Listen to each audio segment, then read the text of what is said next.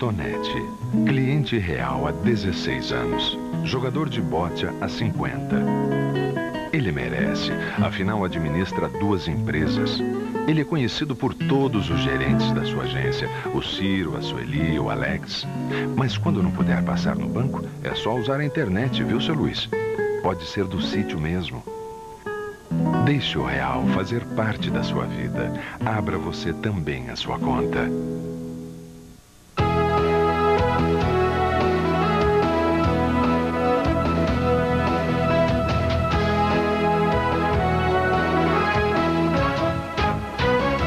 Ele pode passar o jogo todo fazendo grandes defesas. Mas aí toma um gol e de repente o mundo cai sobre as costas dele.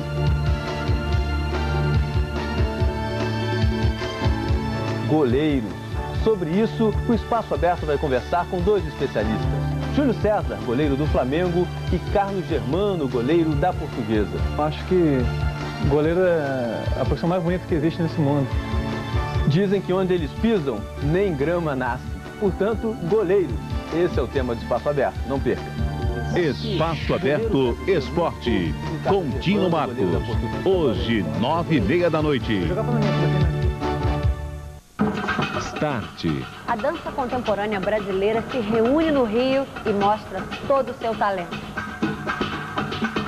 Um dos melhores discos de música brasileira do ano passado foi feito por um iugoslavo. Poucos estrangeiros experimentaram tanto com a música brasileira como Suba. A música de Nicanor Teixeira.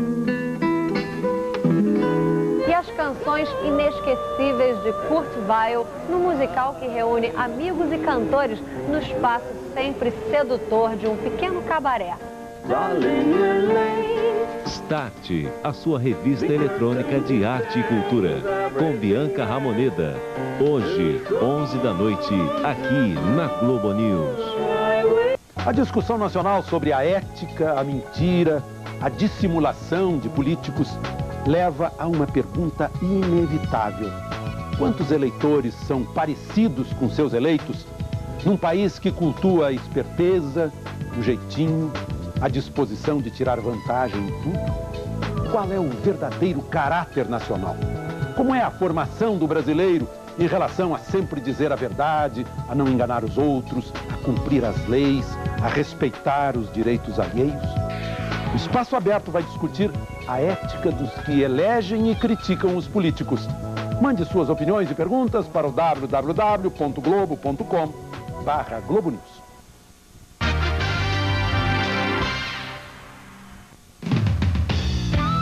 Vamos descobrir um país diferente, um Brasil que você não conhece.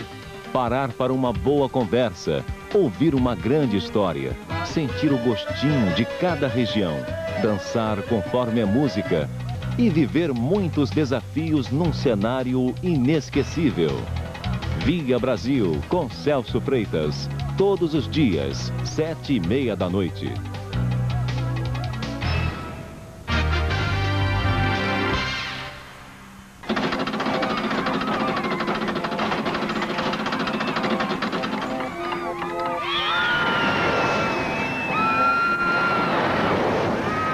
Para sua empresa acabar com o sobe e desce das tarifas telefônicas, use o plano Sempre 21 da Embratel. O plano que oferece tarifas interurbanas até 54% mais baratas no horário comercial. Ligue para a Embratel e inscreva-se no Sempre 21. 100% só a Embratel. Novo Maré 2.4. 160 cavalos com sistema drive-by-wire, airbag de série, CD player, ar-condicionado automático, fire prevention system e principalmente pisca-pisca. Novo Maré 2.4, ainda mais impecável. Ela está chegando e nada pode detê-la. Um volume de informação como você nunca viu. Hoje, a EMC é a única empresa que permite acesso à sua informação, onde ela estiver, quando você quiser. E não existem limites para o que você pode fazer com ela. EMC. Informe-se, where information lives.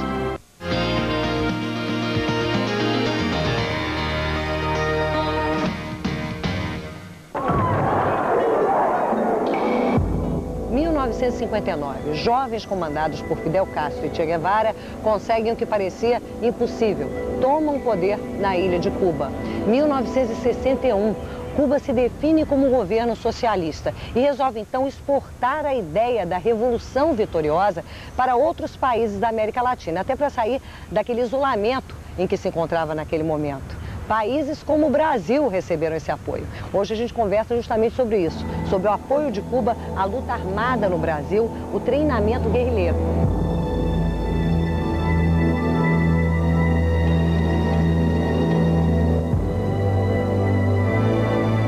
Denise, você que já é doutor e mestre em História Social, já tinha escrito um livro sobre exílio.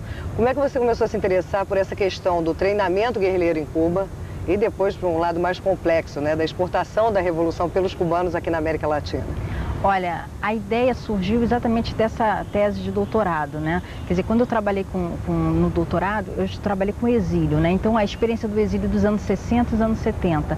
Então, era assim, quer dizer, eu queria trabalhar com a produção dos exilados, as experiências de vida, né? As diversas histórias, o que as pessoas fizeram no exílio e tudo mais. E um desses aspectos, né, uma dessas experiências no exílio tinha sido o treinamento guerrilheiro. Mas isso era, assim, um aspecto entre milhões de outros aspectos, né? Então, quando eu fui estudar isso, né, o exílio, eu trabalhei um pouco com treinamento guerrilheiro e fez parte do livro, né, da tese, algumas páginas que foram dedicadas a esse tema.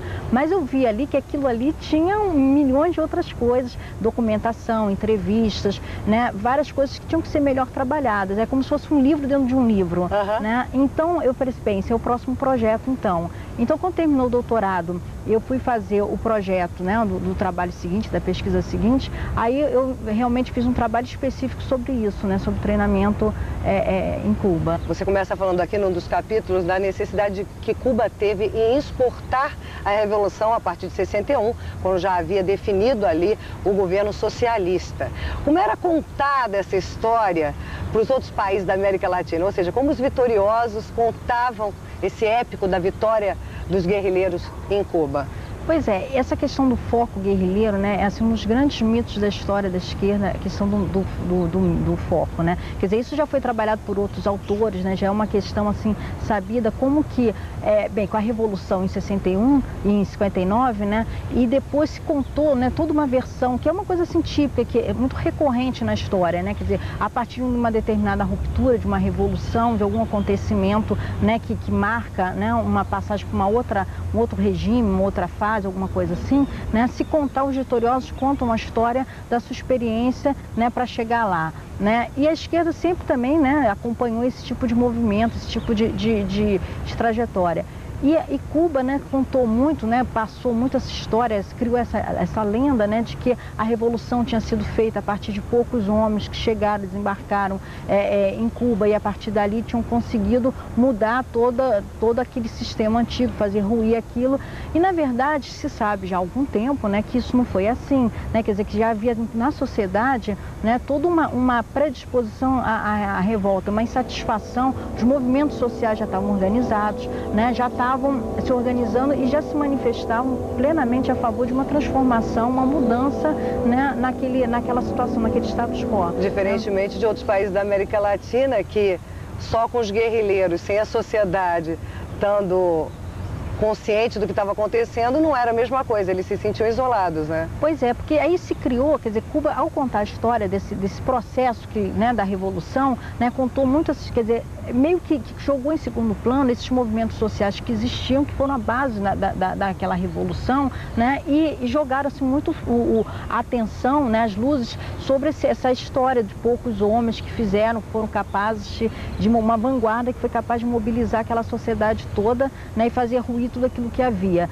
né? Isso, quer dizer, a partir daí se criou o mito do foco, né, do foco guerrilheiro, né? Como que poucas pessoas bem preparadas, bem dispostas, que seriam a vanguarda da sociedade, a vanguarda da esquerda, seriam capazes de sublevar uma sociedade toda. E a gente não pode nem dizer, né, Denise, que os cubanos exportavam essa ideia da revolução sem acreditar nela. Vi de Che Guevara que foi à Bolívia né? Dizendo, eu também vou conseguir aqui a mesma coisa que foi atingindo em Cuba. Mas qual foi o contexto que Che Guevara, que acabou morrendo lá, encontrou na sociedade da Bolívia? Olha, ele encontrou assim, um movimento, quer dizer, nulo, né? Não existia um movimento na sociedade, né? Quer dizer, quando ele chega lá para fazer um foco, para implantar um foco na Bolívia, né? O que ele encontra é um total isolamento, né? Quer dizer, ele, inclusive, ele conta, né? Quer dizer, ele ficou assim, muito... As pessoas, né, que estavam com ele, os sobreviventes de toda aquela tragédia lá, né? Tem os relatos, as pessoas contam uma verdadeira, assim, aflição e o desespero e a raiva, né? De ter encontrado as condições as piores possíveis. É até porque o que se conta é que Che Guevara já tinha tido algumas trocas com o governo boliviano, então ele acreditava que o que ele ia encontrar era uma coisa e não era assim, né? É, porque o dirigente máximo do partido, né, do partido boliviano, Mário Monge, né, ele tinha estado em Cuba, inclusive ele tinha feito um treinamento lá, né, e aí tem toda uma discussão, né, quer dizer, quais seriam as condições que seriam oferecidas ao Che lá e os seus homens lá na Bolívia, né, mas de fato, na verdade, não tinha nada, né, as condições eram as piores possíveis, inclusive as pessoas que chegavam, né, os camponeses que chegavam para se aproximar, na verdade, eles chegavam para denunciar, né? Então, os que deveriam ser os aliados chegavam para denunciar, quer dizer, não houve nenhum apoio da sociedade, né? Não houve nenhum apoio daqueles camponeses que estavam ali naquela região para né, se incorporar àquela guerrilha. Pelo contrário, foi um isolamento total. E aí que desencadeou uma tragédia, né? E de fato os próprios brasileiros, em 3 momentos, houve grupos que acreditaram realmente que a solução era ir treinar em Cuba e voltar aqui e fazer mais ou menos o que havia sido feito em Cuba. Mas foram 10 anos praticamente, quase 10 anos de grupos que foram a Cuba treinar. Mas de maneira geral, Denise, o que esses grupos de brasileiros encontravam lá nesses treinamentos era o que eles esperavam em matéria de estrutura?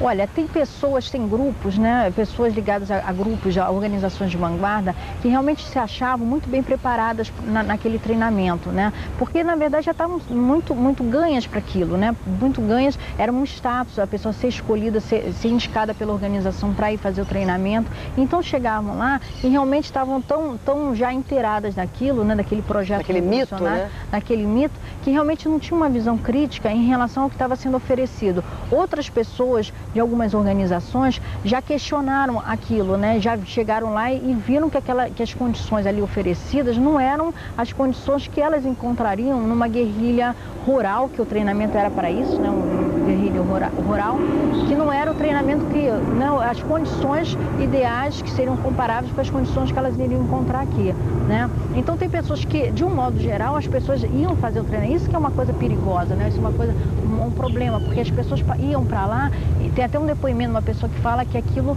acabava sendo como se fosse um vestibular para o cemitério, porque as pessoas se achavam realmente muito predispostas, muito bem preparadas a partir do que estava sendo oferecido em Cuba, né? E na verdade as condições não eram aquelas, né? As condições que elas viviam no treinamento não eram as condições compatíveis com uma guerrilha real aqui.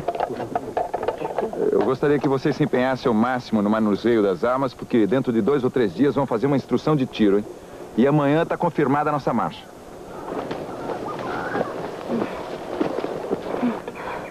Tudo bem.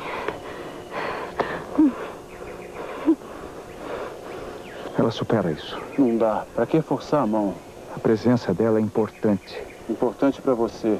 Ruim para a organização e péssimo para a revolução. Houve casos de brasileiros, aí eu já estou falando do final da década de 60, que foram para lá e eles acabavam se distanciando de alguma maneira do que acontecia no Brasil, né, Denise? Eles se preparavam tão isolados que quando chegavam aqui, da mesma forma que foi o Che Guevara na Bolívia, parecia que não havia, assim, uma aceitação da sociedade para aquilo, né? Porque essa questão da eficiência, né, durante um tempo assim na pesquisa, eu me perguntava muito isso, né? Até que ponto o treinamento foi eficiente, não foi, para preparar, no sentido de preparar bem essas pessoas para virem para a guerrilha.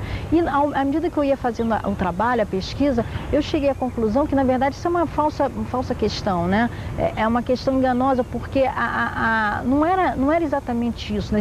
Tinha gente que chegou para mim e falou, né, bem, o que era importante naquele treinamento era dar essa preparação psicológica, né? Porque as pessoas se sentiam bem preparadas, não porque atirassem bem, porque conseguiam fazer bem os exercícios militares que estavam sendo propostos, mas porque as pessoas acabavam, por terem feito treinamento, se sentindo mais segura, né?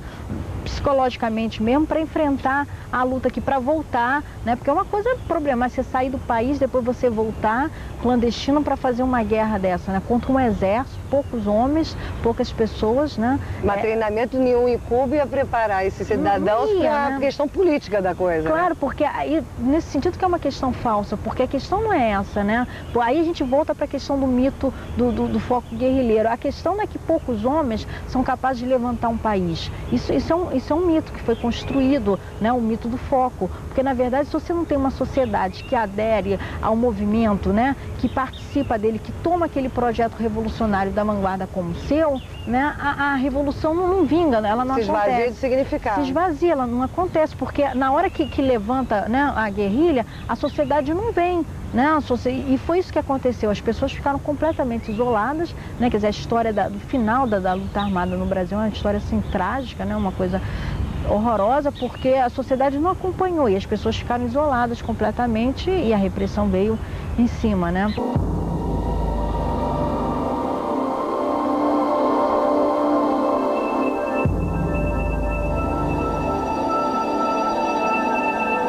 É porque ao mesmo tempo que um guerrilheiro, um militante brasileiro ia a Cuba significava status, por outro lado, significava também que a repressão ia considerá-lo um indivíduo perigoso. Como era visto pelo nosso exército, os brasileiros que resolveram fazer um treinamento como esse. Pois é, acabou sendo uma política de Estado, né? Condenar à morte as pessoas que tinham passado por treinamento, né? Era uma coisa assim, já dos órgãos de repressão, né? Uma decisão, né? Que vinha do Estado, né? Quer dizer que a partir do momento que as pessoas saíam para fazer o treinamento, o guerrilheiro tinha passado por culpa, estava morto, né? Ele estava condenado à morte. Na verdade, as pessoas que foram e que caíram, né? A maior parte morreu. Você aponta aqui esses 3 momentos do apoio de Cuba à luta armada no Brasil. A gente está falando, eu te levei a falar desse último período, e nessa última fase que Cuba apoiou a luta armada no Brasil foi a mais dramática, que ficou muito na cabeça essa história do grupo dos 28 que foram lá e voltaram para ser dizimados pelo exército, perseguidos. Por que esse grupo parece ter ganhado mais importância que os outros que já tinham tido contato com Cuba e com os treinamentos antes? Tem uma série de mistérios em torno dessa questão do apoio de Cuba, né? E uma questão assim que fica ainda mais misteriosa entre várias histórias que são mal contadas, que são mal resolvidas, que a gente não consegue esclarecer ainda. E uma dessas questões é exatamente essa mística que envolveu o grupo dos 28, né? Porque tanto para a repressão quanto para a esquerda, né, havia uma ideia de que, bem, se o guerrilheiro que vai treinar em Cuba, ele está bem preparado, esse grupo, especificamente o grupo dos 28, estava mais bem preparado ainda, né? E aí é uma questão assim, que eu tentei esclarecer por que era, né? Por que se tinha essa ideia. Algumas pessoas falavam para mim assim, bem, é porque nesse caso, né, houve assim, um apoio específico de Cuba a eles, né? Quer dizer, Cuba teria conseguido, né, uma intervenção direta na LN através desse grupo. Né? Tinha elegido de alguma maneira no começo o Marighella como o cara que ia ser o Fidel Castro daqui, não é? Pois é, a Cuba tinha dado nessa última fase, né, um apoio privilegiado à LN do Marighella, né, a organização do Marighella, e sempre tentou intervir na LN, sempre tentou, né, conduzir um pouco o processo revolucionário no Brasil através de uma intervenção na LN. A LN sempre foi muito resistente ao Marighella, totalmente contra isso, né, e os guerrilheiros da LN também sempre resistiram muito a isso. E pela primeira vez nesse momento, no terceiro exército da LN, né, que é essa terceira turma da LN entre as 4 que vão treinar, né, pela primeira vez a Cuba teria conseguido uma intervenção realmente na LN, havendo uma cisão dentro da LN lá em Cuba. Porque o Marighella não queria que Cuba tivesse a ver com o que iria acontecer aqui depois, né? Porque o Marighella, né, era uma história assim, bem, a gente vai lá, recebe o apoio de Cuba, vai lá, treina, né, recebe tudo que for positivo para a gente fazer a revolução aqui, mas a revolução vai ser conduzida por nós, né? A Revolução Brasileira é uma questão dos brasileiros, né? Quer dizer, e tinha toda uma ideia de que, bem, o Marighella tinha uma sintonia sintonia perfeita com Cuba, pelo menos uma menos contradição do que tinha na verdade, né? E essas relações, na verdade, da ELN com Cuba, sempre foram muito tensas, né?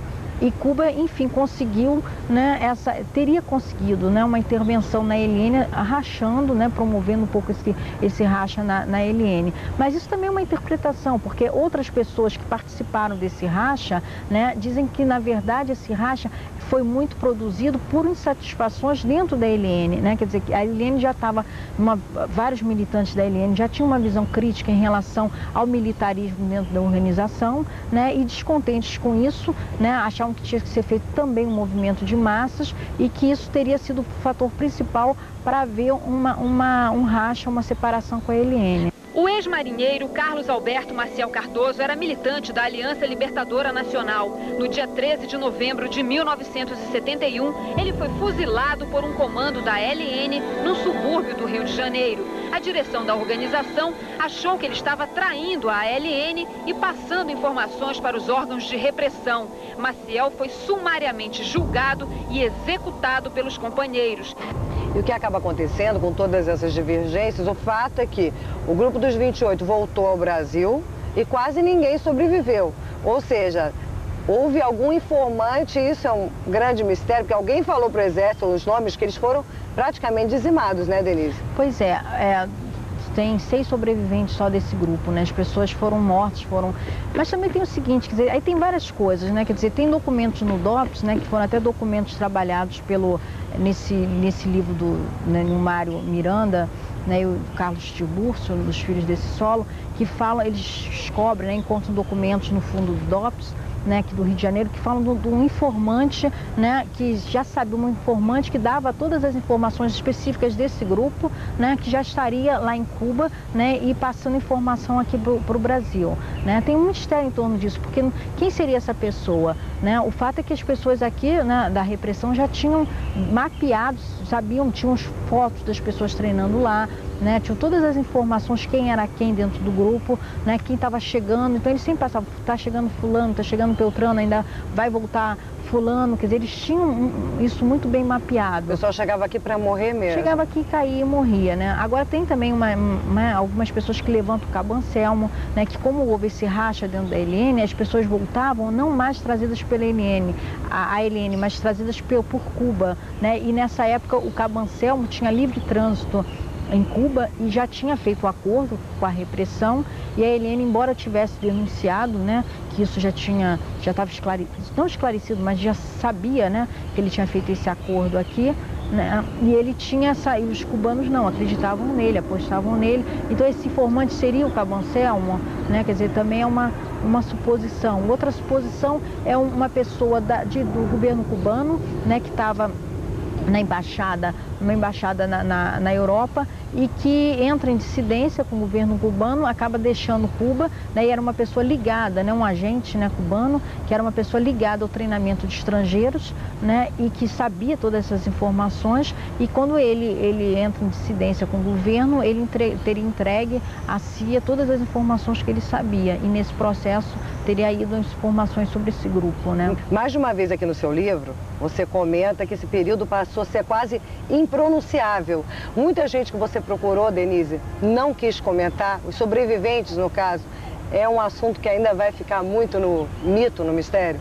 Eu gostaria que as pessoas viessem, né, a público e contassem essas histórias, porque é uma pena, porque tem vários acontecimentos, vários episódios que só as pessoas que viveram assim, né, tiveram essa relação direta com o governo cubano, que sabem que poderiam contar, mas é uma dificuldade, uma das maiores dificuldades que eu encontrei para fazer essa pesquisa foi exatamente isso, né, quer dizer, as pessoas não querem falar, né, eu procurei, quer dizer, várias pessoas falaram, eu trabalhei com as entrevistas, com história oral, mas várias pessoas que eu procurava, né, que sabiam que poderiam dar informações, não contam, não revelam, né, e tem uma dificuldade muito grande de voltar a esse passado, ou por questões, né, porque foi um momento duro, um momento que lembra, faz a pessoa lembrar muito sofrimento, e outras pessoas que não falam porque acham que não devem falar, que não... Enfim, tem suas razões.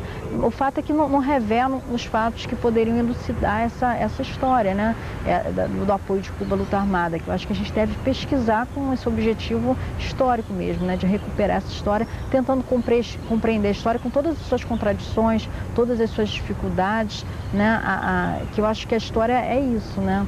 Olha, Denise, muito obrigada pela entrevista, pelos esclarecimentos. Obrigada, eu que agradeço. É isso. A gente conversou aqui com a historiadora Denise Hollenberg, ela que está lançando o livro O Apoio de Cuba à Luta Armada no Brasil, o Treinamento Guerrilheiro. Para você, muito obrigada. Até o próximo Almanac.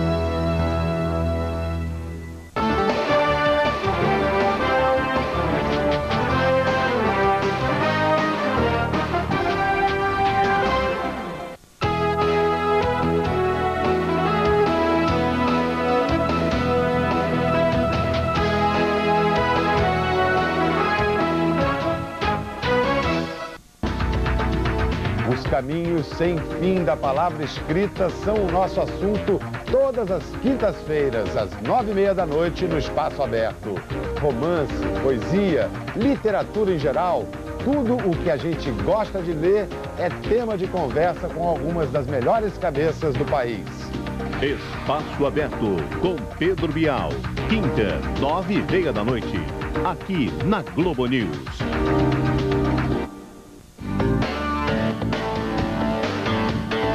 Sem fronteiras.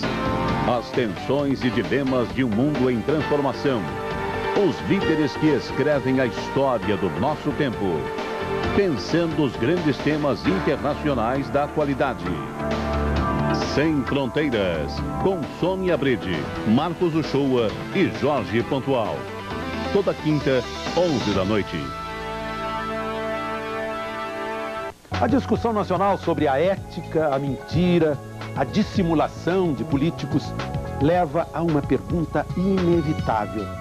Quantos eleitores são parecidos com seus eleitos num país que cultua a esperteza, o jeitinho, a disposição de tirar vantagem em tudo? Qual é o verdadeiro caráter nacional? Como é a formação do brasileiro em relação a sempre dizer a verdade, a não enganar os outros, a cumprir as leis, a respeitar os direitos alheios? O Espaço Aberto vai discutir a ética dos que elegem e criticam os políticos. Mande suas opiniões e perguntas para o www.globo.com/Globo News.